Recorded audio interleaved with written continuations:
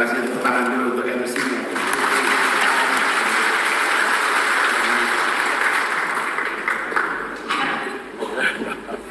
Assalamualaikum warahmatullahi wabarakatuh. Selamat sore, selamat sejahtera untuk semuanya. Yang saya hormati tentu saja Ketua Umum Ormas kita, Bang Sirajudin. Tepuk tangan untuk Ketua Ormas. Yang saya hormati para senior yang berjejer begitu banyak pada sore hari ini. Saya mendengar tadi bahwa yang akan berkumpul adalah generasi muda. Ternyata hadir juga generasi yang lebih muda lagi. Terus sekalian teman-teman, bagaimana mendefinisikan muda tua? Tidak ada batasan umurnya. Berapa disebut muda? Berapa disebut tua? Lebih gampang begini. Bila yang dibicarakan dalam masa lalunya, dia sesungguhnya sudah tua. Tapi bila yang dibahas dalam masa depannya, maka berapapun usianya, dia masih muda. Karena kita berada di ruangan ini untuk bicarakan masa depan, maka sesungguhnya yang berada di tempat ini adalah orang-orang muda. Terima kasih semuanya yang hadir. Sebenarnya tidak sebut nama semua satu-satu, Bang Sem yang sudah lengkap, Bang Yamin, Bang Yasin, Bang Daeng, semuanya saja. Mohon izin tidak bisa disebut nama semua satu-satu. Dari Go Anis, tepuk tangan untuk teman-teman. Saya merasa bersyukur sekali siang hari ini bisa berjumpa dengan teman-teman semua, dan izinkan saya memulai dengan menyampaikan rasa terima kasih dengan rendah hati, dengan rasa hormat. Saya menyampaikan apresiasi atas kepercayaan yang diembankan. Bapak Ibu sekalian, teman-teman semua, boleh dicek di Jakarta sampai dengan sekarang kami ini tidak punya sekretariat. Ucok kita persis, kami punya sekretariat. Kami tidak pernah kenangan, kami tidak pernah di iklan koran, kami tidak pernah di iklan online, kami tidak pernah melaksanakan iklan televisi, tidak pernah. Yang kami kerjakan hanya satu, adalah karya-karya dan karya.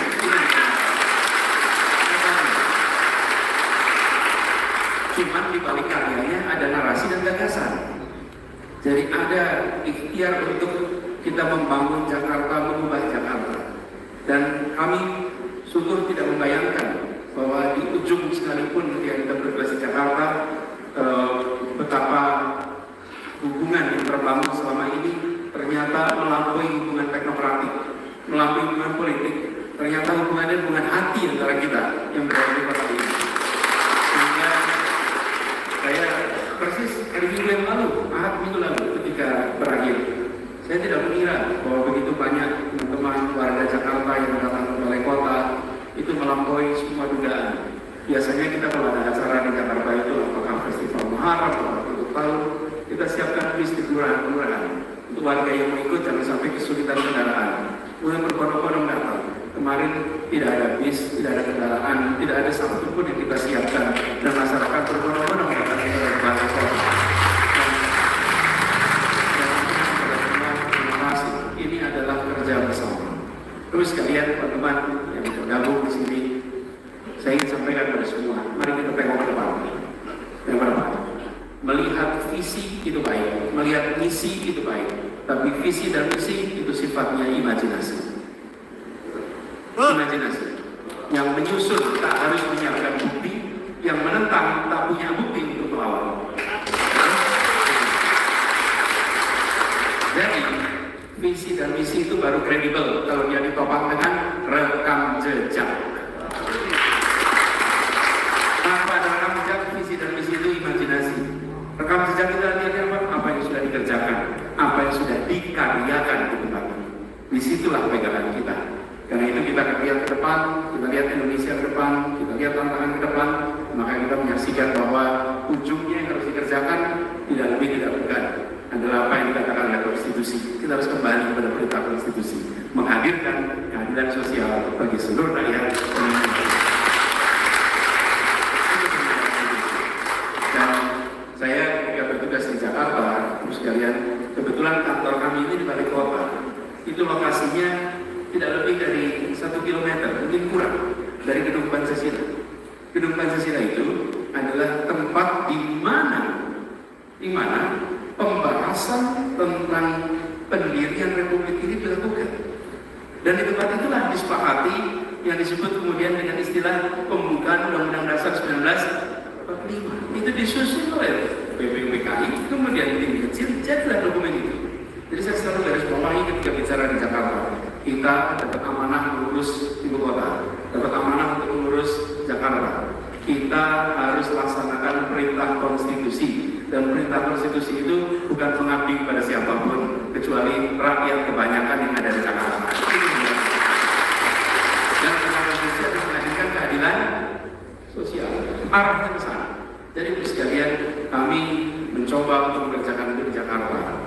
Dan ketika kita mengikhtiarkan melakukan ini, tantangannya tentu banyak. Tantangannya banyak sekali. Dan di Jakarta, apapun yang kita kerjakan selalu ramai. Tapi saya sering sampaikan, jangan terlalu khawatir tentang apa yang ditulis orang hari ini. Pikirkanlah apa yang akan ditulis sejarawan masa depan. Karena sejarawan itu akan menulis ke masa ini dengan data lengkap, lintas waktu. Kalau kita memikirkan apa yang dikatakan orang hari ini, bisa-bisa kita tidak berubah apa-apa. Semua yang pernah belajar sejarah pasti tahu keputusan-keputusan yang dikerjakan pada awalnya penuh dengan perbedaan, ketika dibiarkan waktu, nanti waktu membuktikan. Dan itu yang coba kita pegang di Jakarta. Dengan begitu kita prioritaskan untuk membela mereka yang kecil tanpa harus memusuhi yang besar, membesarkan yang kecil tanpa mengecilkan yang besar. Itu yang kita kerjakan. Dan itu yang besar kalau jadi musuh, tapi cukup yang kecil diberi kesempatan. Sering problem kita di Indonesia ini adalah yang kecil tidak dikasih kesempatan. Dan ketika yang kecil tidak kasih kesempatan, repot kita. Betapa kalau sudah urusan tanah rakyat kecil itu prosesnya panjangnya kira-kira. Tapi begitu tanahnya ukurannya ratus ribu hektar, gampangnya luar biasa. Harus diberikan kesempatan kepada yang kecil tanpa harus musuh yang besar. Kadang-kadang kita membela yang kecil dengan cara musuh yang besar. Yang besar tambah besar karena dia akan menangkap kita semua. Tapi yang kecil jangan ditinggalkan seperti itu bergenerasi-generasi. Itu yang harus dipotong. Dan itu yang bisa dilakukan. Jadi Pak Dr. Daeng, Pak Dr. ini Pak Daeng itu dari cerita soal BPJS. Ini Bang Yasin bayangin waktu kami mulai bertugas di Jakarta, yang terdaftar di BPJS itu di Jakarta hanya 73%. Jadi 27% rakyat Jakarta ini tidak punya jaminan kesehatan. Dan 27% itu kelompok paling atas. Bukan, siapa mereka? Kelompok paling bawah. Lalu apa yang kita kerjakan? Saya masuk tugas bulan Oktober 2017. Langsung kita targetkan di APBD perubahan dikeluarkan 1,3 sampai 1,4 triliun. Sehingga kita menutup seluruh biaya BPJS untuk sisanya, sehingga Jakarta dalam waktu 5 bulan menjadi 99,9%.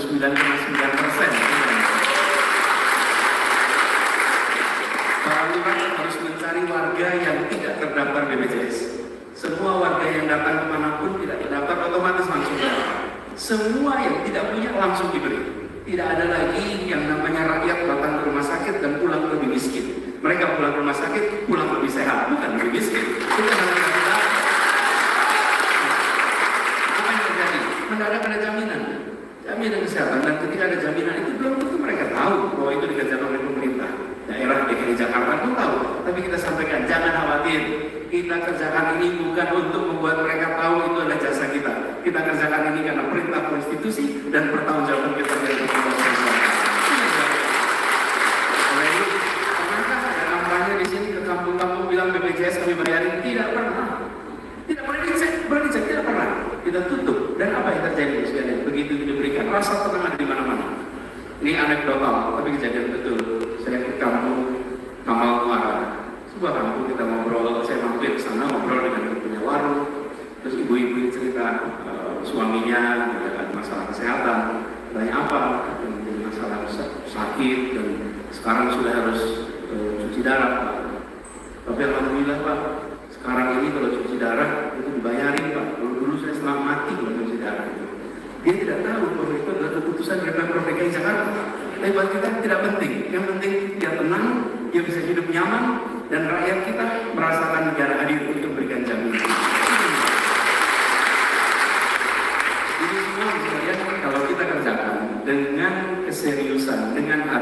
insya Allah terima dengan hati juga.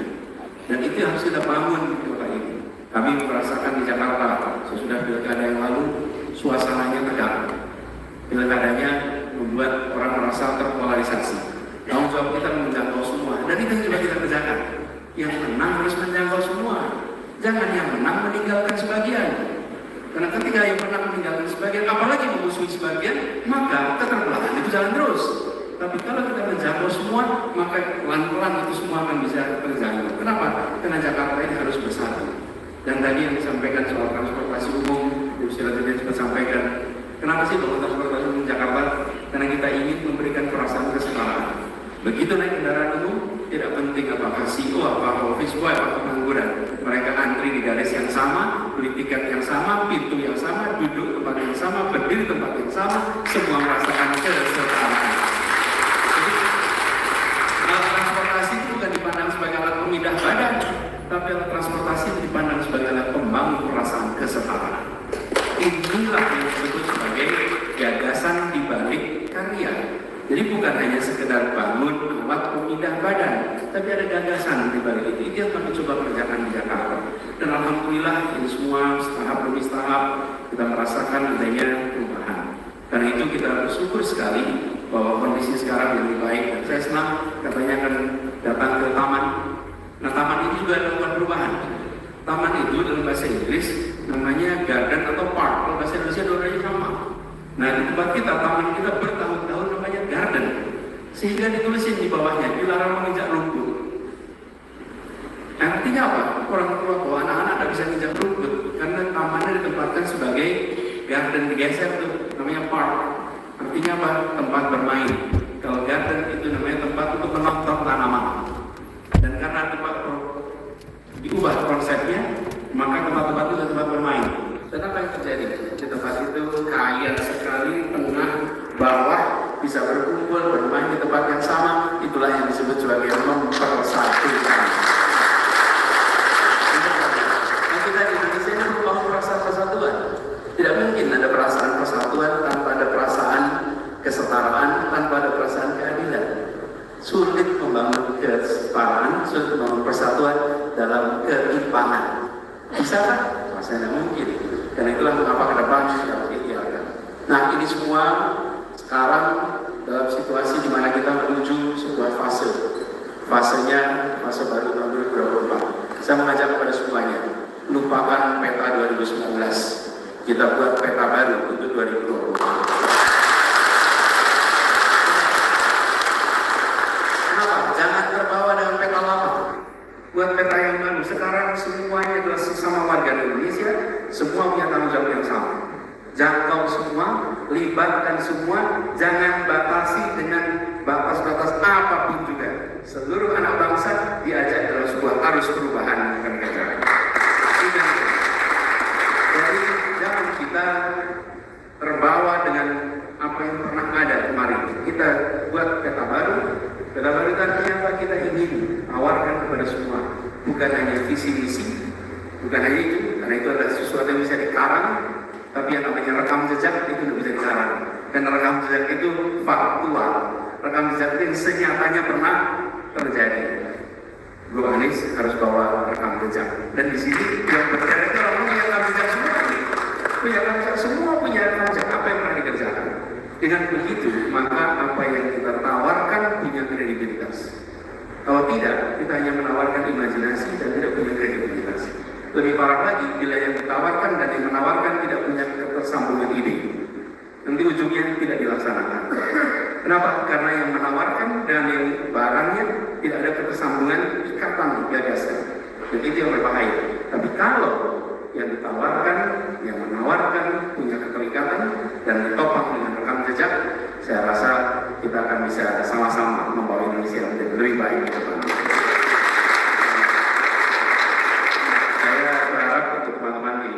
Anies, jangkau semua, bila silaturahmi dengan siapapun, jangan pernah melihat sebagai kompetitor, tapi lihat sebagai teman seperjuangan. Jangan lihat sebagai teman seperjuangan, karena akan ketemu dengan teman yang punya ide yang sama, yang mungkin punya gagasan yang sama. Jangkau, buat itu sebagai sebuah kebersamaan. Dengan begitu, maka ikatan ini akan menjadi kuat dan makin luas. Dan kami berharap buat teman-teman semua ini bisa menjadi catatan sejarah buat teman-teman. Kenapa, Bapak sekalian? Beberapa waktu lalu saya sempat sampaikan bahwa Republik ini itu didirikan oleh orang-orang yang memilih berjuang. Hari ini kita masih punya banyak stok orang-orang baik, orang-orang yang mau memikirkan melampaui diri. Dan teman-teman semua adalah orang-orang seperti itu, yang memilih untuk bekerja melampaui kepentingan diri pribadinya, tapi membawa sebuah amanat untuk ikut mendorong perubahan di Indonesia. Dan itulah yang sebabnya jadi saya ingin sampaikan pada semuanya, akan ada satu masa di mana teman-teman nanti akan bertanya. Kami tanya, ini seperti cerita di sini tokoh-tokoh senior ini. Ketika ditanya dulu pada tahun 98 apa yang dikerjakan, semua bisa memberikan catatannya. Ketika saat itu terjadi, kami tidak menonton di televisi dan menyaksikan perubahan sebagai orang yang tepuk tangan. Tapi semua bisa bersaksi, kami menjadi bagian ikut menentukan arah baru Republik ini. Itu adalah jawaban yang teman-teman semua bisa berikan. Kalau nanti suatu saat ditanya, ini generasi baru nih, ditanya anak-anak, ditanya cucu, itu tahun 2024 menjadi apa? Anda udah bisa jawab. Kami bukan penonton, kami yang ikut menentukan arah Republik ini.